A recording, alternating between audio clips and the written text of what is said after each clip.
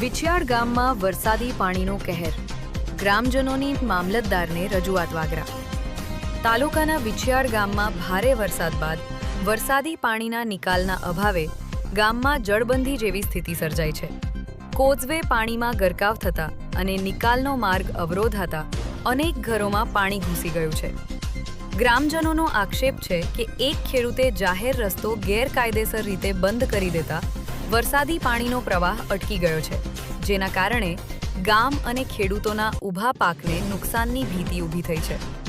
વારંવાર રજૂઆતો છતાં કાર્યવાહી ન થતાં ગ્રામજનોએ વાગરા મામલતદારને લેખિત અરજી આપી ગેરકાયદેસર અવરોધ દૂર કરવા અને વરસાદી પાણીના કાયમી નિકાલની માંગ કરી છે। મોજે વિછિયાળ તાલુકો વાગરા ગામના તમામ ખેડૂતોની લાગણી અને માંગણી એવી છે કે જે વરસાદી પાણી ભરાયું છે એ ભરાવાના કારણોમાં એક અમારો મોટો કાંસ છે જે પાણીનો નિકાલ કરે છે એની દુરસ્તી થઈ નથી। એ હજુ ઊંડો ખોદાય તો પ્રશ્નની સરળતા રહે। ત્યારબાદ અમારા નાના કાંસની અંદર મોજે પાસના ખેડૂતો એક છે તે કાંસની અંદર માટી અને એ નાખીને પોતાનો જવાનો રસ્તો બનાવ્યો છે। એ પણ વહેલી તકે એનો એ થાય અને એ રસ્તો બનાવ્યો છે એ ગેરકાયદેસર છે,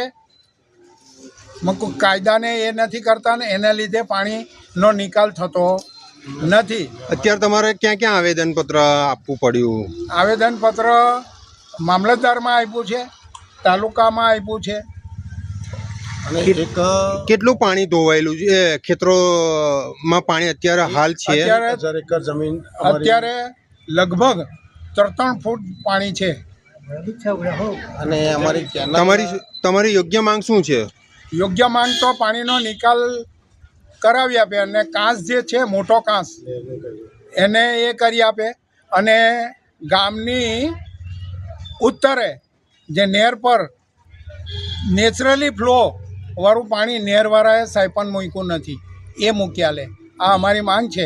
અને જ્યાં જ્યાં પાણી રોકાય છે અને કેપીએ રસ્તા બનાવ્યા છે એ પણ રસ્તા તોડે અગર તો રસ્તાની યોગ્ય પ્રમાણમાં પાણીનો નિકાલ થાય એ રીતે કરવા અમારી રજૂઆત છે।